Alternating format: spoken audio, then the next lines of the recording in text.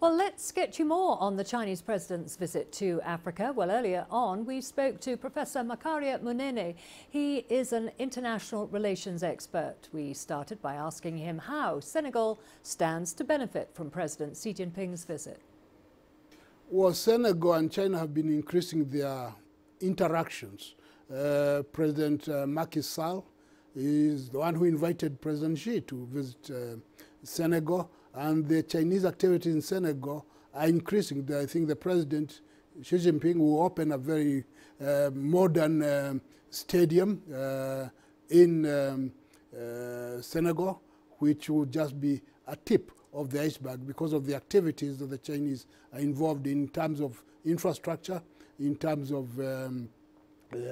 businesses and manufacturing. They are going, the Senegalese want more and more of the Chinese investments in the expansion of the economy. Now, Rwanda has two objectives in interacting with President Xi Jinping. For one, President Paul Kagame is the chairman of the AU, so he has the AU agenda to push for the entire continent. That's part of his job right now. And I think that's one of the reasons that President Xi is visiting Rwanda. The other is that Paul Kagame, the president, invited President Xi Jinping when he visited China last year. And so this is kind of a reciprocal thing. For Rwanda, there's a lot of expectations in terms of the development of the infrastructure and linking with the neighborhood. There's also expectations that the Chinese investors will be increasing their presence in the manufacturing, in rural development in terms of electricity, in the road network, because Rwanda puts a lot of emphasis on road networks, and also in terms of the ICT, so the connectivity. So for Rwanda, being a landlocked country, opening up its avenues for interaction with other countries is one of the priorities, and the Chinese can help with that regard. Well, China is likely to benefit because the whole interaction is not a one-way traffic, it's a two-way traffic.